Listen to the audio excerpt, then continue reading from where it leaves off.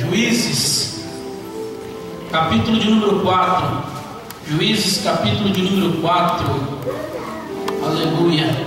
Por educação, não converse com quem está do seu lado, a não ser que seja algo de extrema necessidade. Aí não tem problema nenhum você perguntar, conversar alguma coisa, só se for algo de extrema necessidade. Caso contrário, procure não conversar com a pessoa que está do seu lado, senão você tira a atenção dela, tira a atenção de quem está atrás, tira a atenção de quem está na frente, aí o negócio fica difícil. Juízes capítulo 4 é onde nós vamos rapidamente aqui fazer uma meditação. Juízes capítulo 4. Eu quero ler com os irmãos aqui a partir do versículo 4. Juízes capítulo 4, a partir do versículo 4. Vamos ver aqui que lições nós podemos extrair aqui sobre a vida desta mulher chamada Débora. Vamos ver aqui lições sobre a vida de Débora. Juízes capítulo 4, versículo 4. Está escrito assim na tradução que tem em mãos: E Débora, mulher profetisa, mulher de Lapidote, julgava Israel naquele tempo, e habitava debaixo das palmeiras de Débora, entre Ramá e Betel, nas montanhas de Efraim. E os filhos de Israel subiam a ela a juízo. E enviou e chamou a Baraque, filho de Abinoão, de Quedes de Naphtali, e disse-lhe: Porventura o Senhor Deus de Israel não deu ordem, dizendo: Vai e atrai gente no monte Tabor, e toma contigo 10.000 homens dos filhos de Naphtali e dos filhos de Zebulon? E atrairei a ti para o ribeiro de Quisson a Cícera, capitão do exército de Jabim, com seus carros e com a multidão, e o darei na tua mão. Então lhe disse Baraque: Se fores comigo, irei, porém, se não fores comigo, não irei. E disse ela: Certamente irei contigo, porém não será tua a honra pelo caminho que levas, pois a mão de uma mulher o Senhor venderá a Cícera. E Débora se levantou e partiu com Baraque para Quedes, e a igreja diz amém? Amém. Glórias a Deus. Meus irmãos, vamos extrair algumas lições aqui da vida de Débora, e vamos entender aqui o que o Espírito de Deus quer nos instruir e nos ensinar aqui na noite desse dia, uma noite tão maravilhosa. Já deixa eu parabenizar as irmãs que tiveram a ideia, tiveram o impulso de fazer uma homenagem ao pastor Luiz Henrique pelo Dia do Pastor. A vida de um pastor não é fácil. A gente já dirigiu algumas congregações, a gente sabe, já tem um calo nas costas de tanta pancada, tanta pedrada. Não é fácil a vida do pastor. O pastor é assim, por mais que ele faça, ele nunca agrada a todo mundo. E eu aprendi com o pastor Benedito Ferreira, que ele passou aqui em Bauru. O pastor Benedito Ferreira dizia assim, que nem Jesus conseguiu agradar todo mundo. Então, irmão, um pastor, ele nunca vai agradar todo mundo. Ninguém vai agradar todo mundo, essa é a verdade. Então, a vida de um pastor não é fácil. A vida de um pastor é até um pouco mais fácil, pastor Luiz Henrique, quando ele vive só da obra, Aí é um pouco, entre aspas, um pouco mais fácil. Aí quando um pastor igual o pastor Luiz Henrique tem que trabalhar e tem que cuidar da obra de Deus, e tem família e tudo mais, então o negócio é um pouco difícil mesmo. Mas com a igreja orando e compreendendo sempre o nosso pastor, tenho certeza que a mão de Deus sempre será com ele. Amém, igreja? Amém. Amém. Glórias a Deus. Irmãos, os versículos que nós lemos aqui falam de uma das juízes, ou a única mulher que foi juíza em Israel, chamada Débora. No tempo dos juízes é aquele tempo que eu costumo dizer que era o tempo de gangorra espiritual. Uma hora Israel adorava a Deus e estava tudo bem, outra hora Israel se desviava, e aí vinha a mão dos inimigos sobre a vida de Israel. Então Israel ficava naquela gangorra espiritual, uma hora em cima, uma hora embaixo, uma hora com Deus, outra hora sem Deus. E toda vez que Israel estava sem Deus, Deus levantava um juiz para julgar Israel e para trazer livramento ao seu povo. Por isso o nome do livro traz esse tema, Juízes, ou Livro dos Juízes. Ao total foram pelo menos 13 juízes, tendo Débora aqui como uma única juíza, a única mulher juíza no tempo dos juízes. E é interessante nós destacarmos isso, porque a sociedade israelita é uma sociedade um tanto que machista, né? O homem tem maior privilégio do que a mulher. E nesta época aqui, Deus fez algo tremendo. Deus levantou uma mulher por nome de Débora. Mas, se eu for entrar aqui direto no versículo 4, do capítulo 4 que nós lemos, os irmãos não vão entender muito bem qual era a situação de Israel. Por isso que nos versículos 1, 2 e 3, nos traz aqui a lume o que acontecia em Israel naquela época. A Bíblia aqui nos revela que Israel estava vivendo uma época de opressão.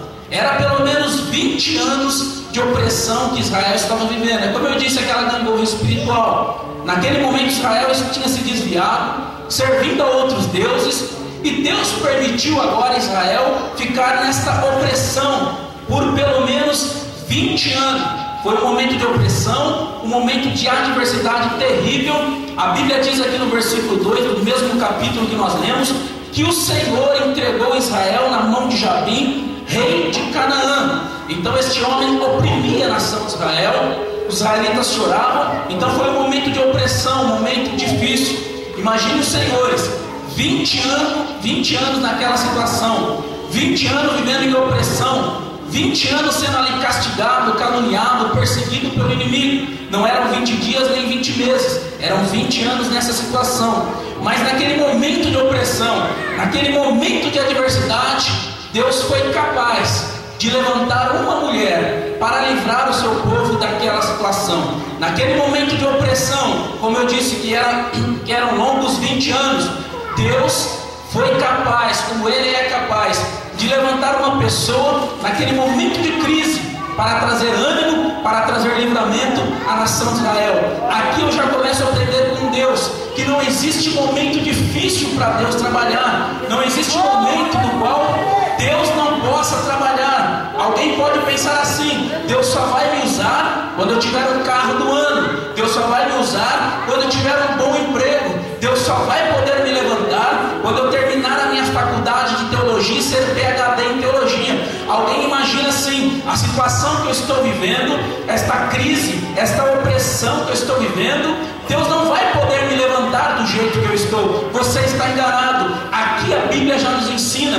que naquele momento de adversidade, naquele momento de opressão, Deus levantou uma mulher para usar ela como uma porta de bênção ou um canal de bênção para a nação de Israel.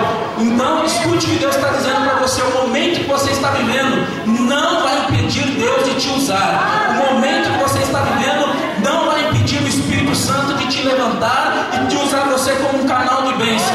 Eu não sei qual é a sua situação, qual é o problema que você está passando, mas não deixe o diabo lançar seta na sua mente dizendo: essa situação que você está passando, você não vai ser usado. Este momento de opressão, Deus não vai poder te usar. É mentira de Satanás. É neste momento que Deus vem com a mão forte e te levanta, e você será canal de bênção para a sua família e para toda a sua casa. Você crê assim? Diz amém. Deus então, naquele momento, Deus levanta uma mulher por nome de Débora. Eu acho lindo aqui porque a Bíblia diz que Débora, ela foi usada por Deus ali como uma juíza, como profetisa que era. Só que o interessante, irmãos, é que eu imagino que a nação de Israel, irmão Moacir, estava esperando Deus levantar um homem, porque era uma nação tanto que machista. Até hoje, a cultura oriental, cultura ocidental é um tanto que machista. Até no Antigo Testamento, a mulher naquela época, o seu valor equivalia se ela gerasse filhos ou não. E tem mais, o filho tinha que ser homem. Esse era o valor da mulher. Se ela não gerasse filho nenhum para a sociedade, ela não tinha valor nenhum. Se ela gerasse filho, era mulher, então tem um certo valor. Mas se gerou filho homem, aí tinha mais valor ainda. Então é uma sociedade um tanto que machista nessa parte. E aí o que Deus faz? Enquanto a nação esperava Deus levantar um homem, Deus levantar alguém do sexo masculino, olha que eles percebem que Deus está usando uma mulher. Deus levantou uma mulher. E eu acho bonito aqui, irmãos, porque Deus usa a mulher do jeito da mulher. como Deus usa o homem do jeito do homem, e Deus usa a criança do jeito da criança. Cada um Deus vai usar da sua maneira, cada um vai usar na sua peculiaridade. Então Deus usa a mulher como mulher, o homem como homem e a criança como criança. A mulher não precisa se portar como homem para Deus usar ela, não. Ela é feminina. Deus vai usar a mulher como ela é, como mulher. Deus vai usar o homem como homem. Deus vai usar uma criança como uma criança. Eu já vi alguns casos de pais que têm essas crianças que têm um chamado de Deus desde pequeno, e às vezes a criança está com 5, 6 anos e a criança prega, é usada por Deus, louva a Deus, e todos olham e veem que aquela criança tem uma chamada de Deus. E alguns pais querem tratar aquela criança de 5, 6, 7 anos como se fosse já um homem, quer que a criança só usa aquela roupa de adulto. Não, filho, você é pregador, você só tem 9 anos, 8 anos, mas você é pregador. E alguns pais acabam estragando a infância do seu filho, porque esquece que Deus usa mulher como mulher, homem como homem, criança como criança.